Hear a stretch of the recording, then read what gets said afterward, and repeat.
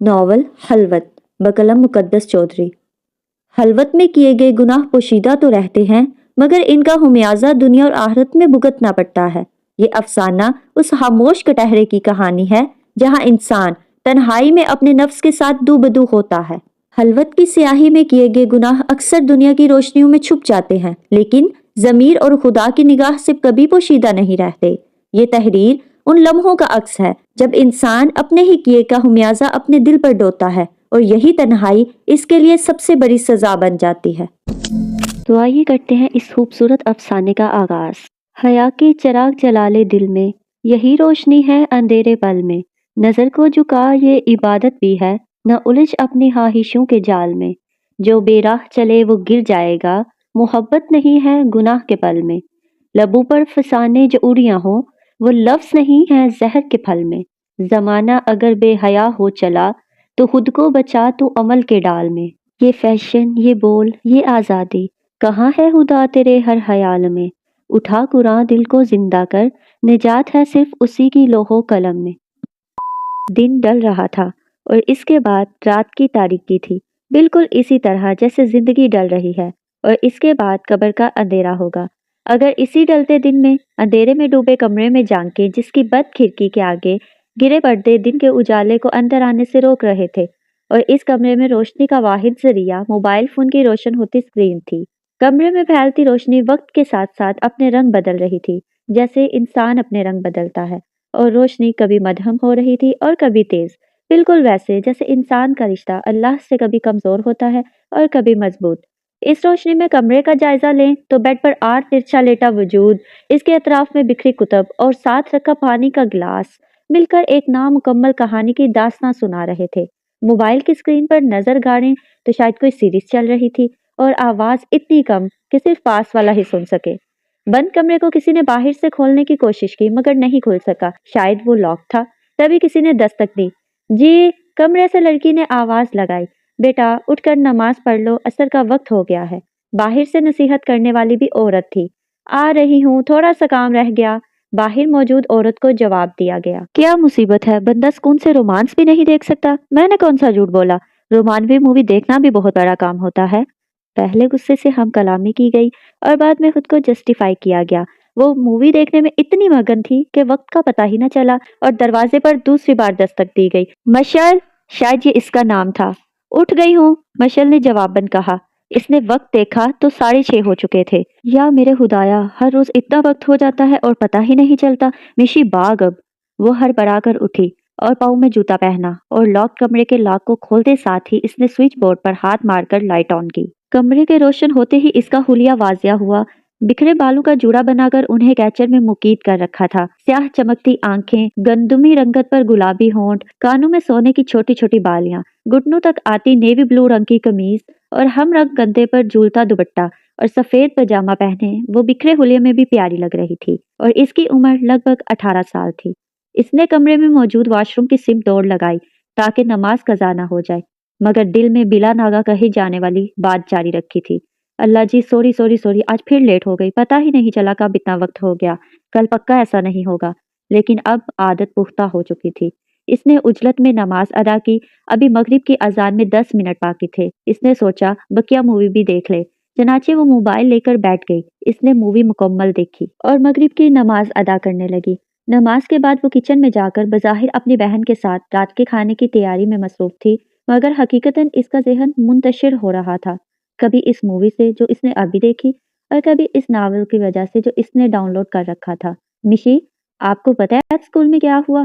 قریب کھڑی لڑکی جس نے بالوں کو چٹیاں میں باندھے، سر پر ہلکے جامنی رنگ کا دوپٹہ لیے، براؤن آنکھیں، گندمی رنگت، گلابی ہونٹ اور جامنی آل اوور سوٹ پہنے شیلف پر رکھی ہوئی ٹرے میں کھانے کے لیے برتن نکال رہی تھی اور شکل سے وہ 15 سال کی معلوم ہوتی تھی، نے اسے مخاطب کرتے ہوئے کہا، میرا نہیں خیال آئرہ میڈم کہ میں تمہارے ساتھ تمہارے اسکول گئی تھی جو مجھے پتا ہو۔ مشل، جو کچن میں کھڑی روٹی بنا رہی تھی، نے اکتائے ہوئے لہجے میں جواب دیا۔ عجیب بڑی بہن ہو، ہر وقت غصہ ہوتی رہتی ہو۔ امی کہتی ہیں بڑی بہن ہے، عزت سے پیش آیا کرو، لیکن تم اس قابل ہی نہیں۔ تم 24 گھنٹے ناراض ناراض سی رہتی ہو، جیسے دنیا کی ساری ناراضگی تمہارے حصے آ گئی ہو۔ ایسا کیا ہوا جو تمہیں بدل رہا ہے؟ آئرہ نے اس کے لہجے کی وجہ دریافت کرنا چاہی۔ تم اپنے کام سے کام رکھو، مشل اسے غصے سے جواب دیتی اپنے کام میں مگن ہو گئی اور آئرہ کھانا لگانے چلی گئی۔ شکر ہے اس گھر کے مصیبت کام ختم ہوئے۔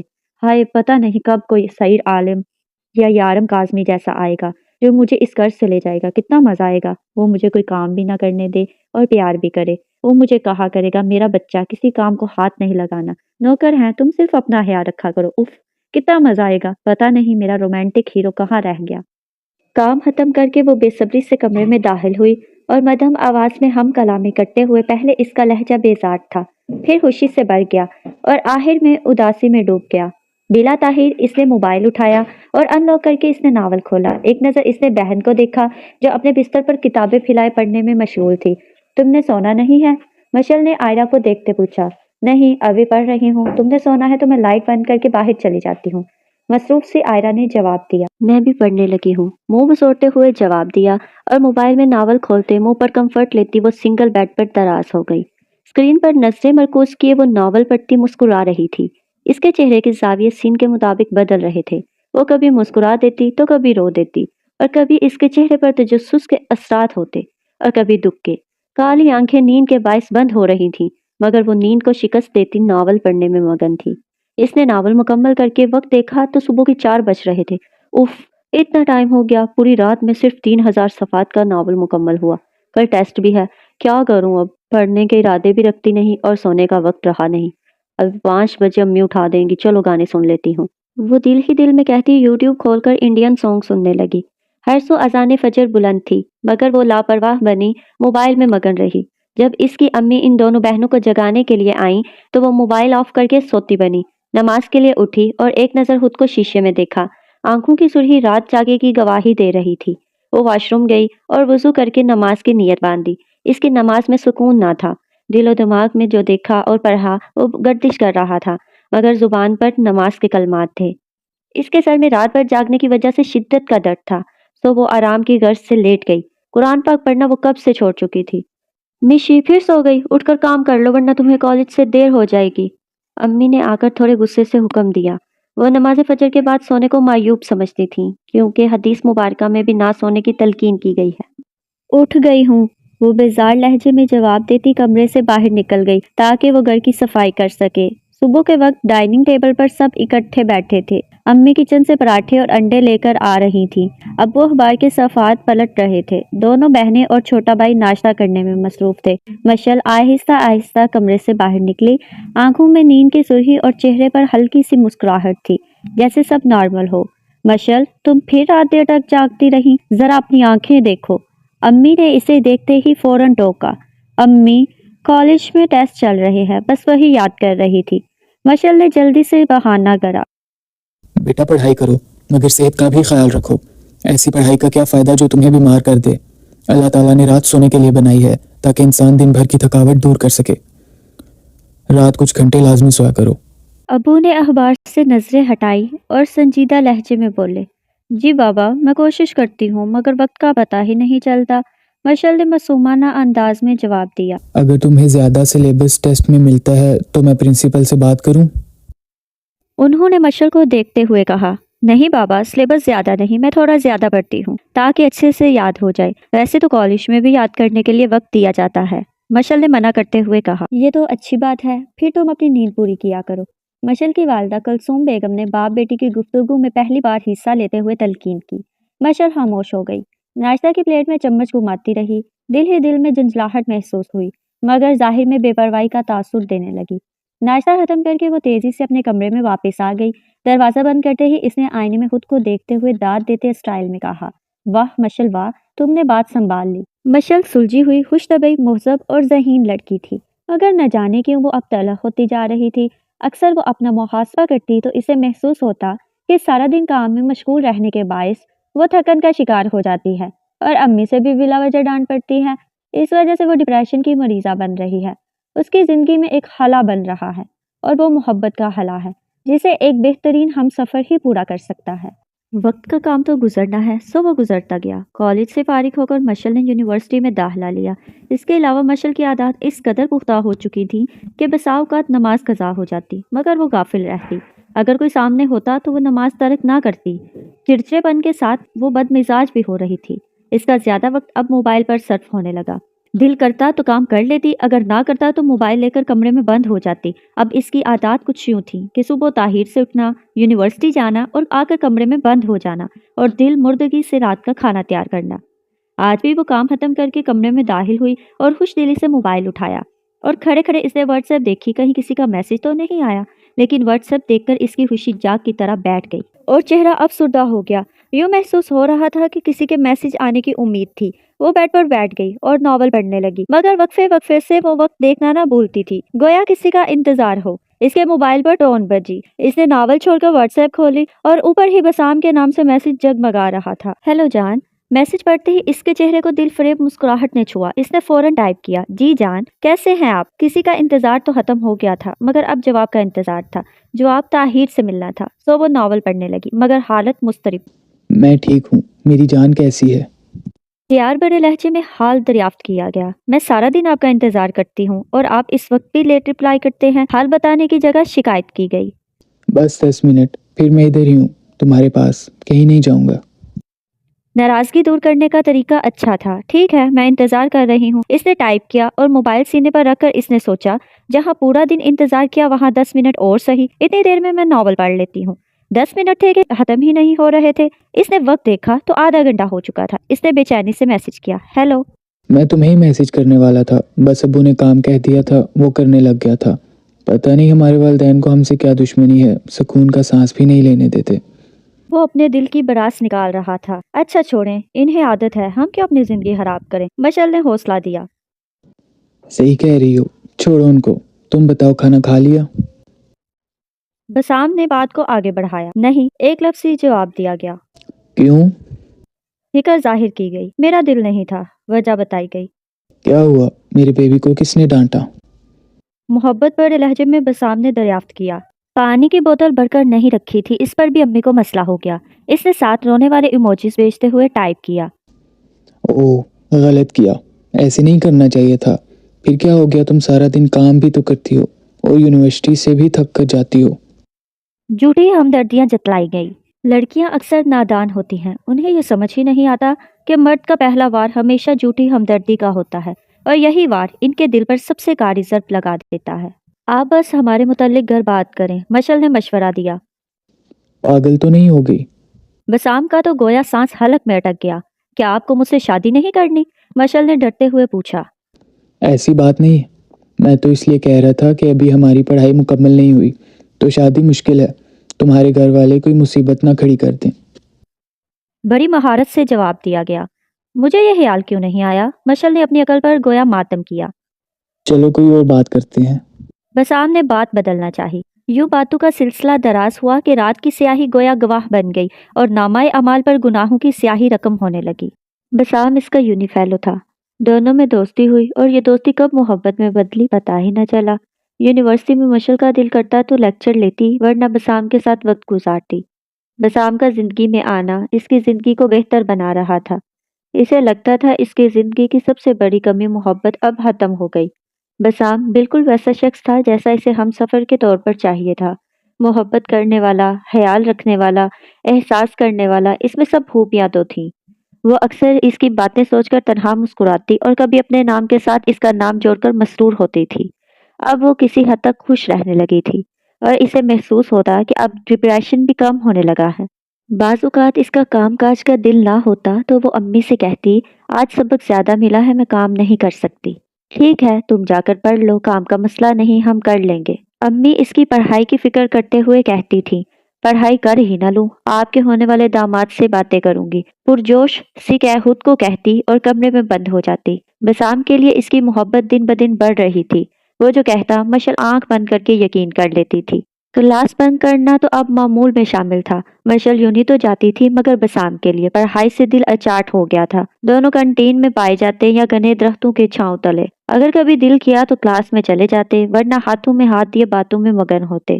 آج بھی دونوں کینٹین میں تھے۔ سر حسن کی کلاس کا وقت ہو گیا ہے، اٹھو چلیں، مشعل نے موبائل پر وقت دیکھتے ہوئے کہا۔ تمہیں آج کلاس کا خیال کس خوشی کے تحت آ رہا ہے؟ بسام نے اسے گھٹتے ہوئے پوچھا، فائنلز آنے والے ہیں تو تھوڑی سی اٹینڈنس کر لیں، مشعل نے مسکراتے ہوئے جواب دیا۔ پورا سیمسٹر ہم نے کلاس کی شکل نہیں دیکھی، اب بھی چھوڑو، यही लाइफ है, एंजॉय करो और कराओ भी।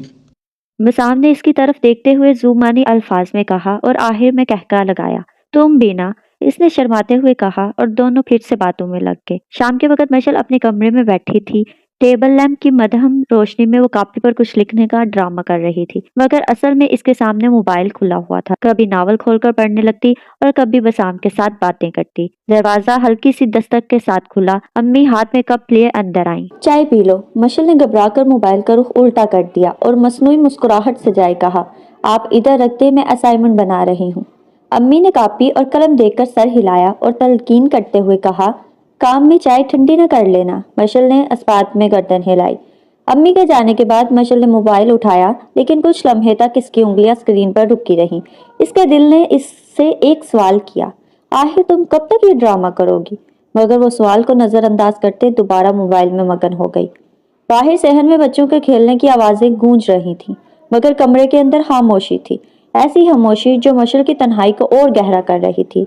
वक्त अपनी रफ्तार से चलता रहा। यूनिवर्सिटी के दिन आहिस्ता आहिस्ता मामूल का हिस्सा बन गए।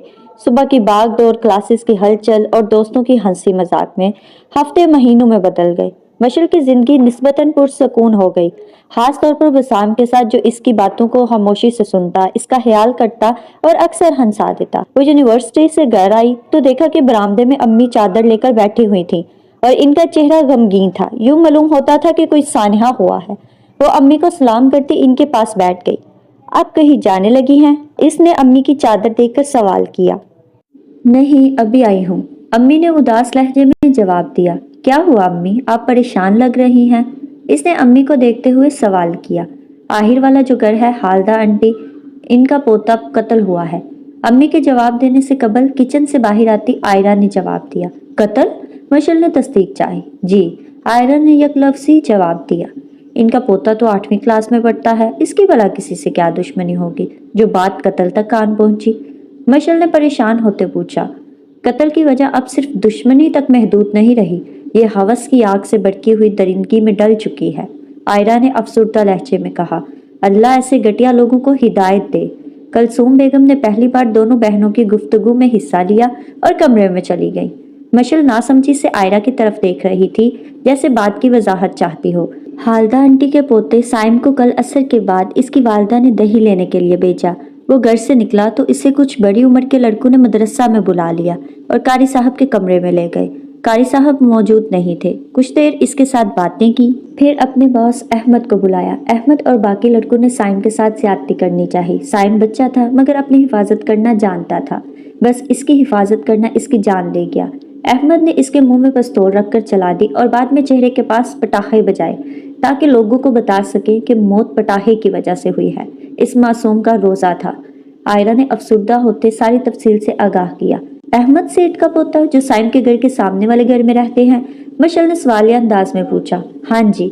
अफसोस इस बात का कि इतने बुरे तरीके से कौन कत्ल करता है, जितने बुरे तरीके से 17 साल के बच्चे ने 12 साल के बच्चे को किया। आयरा ने दुख का इजहार करते हुए कहा। मुझे एक बात समझ नहीं आ रही, एक लड़का दूसरे लड़के के साथ ज्यादती क्यों करेगा? ये अजीब बात नहीं है। मशल ने नासमझी से आयरा की तरफ देखते हुए कहा। आज के दौर में ये सब आम है। लड़का लड़के से और लड़की लड़की से नाजायज ताल्लुकात रखे हुए हैं। साइंस में इसे हम जिन्स परस्ती कहते हैं और इंग्लिश में 2 टर्म्स इस्तेमाल करते हैं, गे रिलेशनशिप और होमोसेक्सुअलिटी। वो ऐसा क्यों करते हैं? मशल ने मुतअज्जब होकर पूछा। हम जिन्स परस्ती के बढ़ने की कुछ वजूहात हैं। सबसे बड़ी वजह गंदा मवाद, जैसे अंग्रेजों की मूवीज जिन्हें हॉलीवुड कहा जाता है, को देखना। इन मूवीज में बेहयाई के सिवा कुछ नहीं होता। और तुम्हें बताती चलूं कि पिछले 20 सालों में हॉलीवुड ने खास तौर पर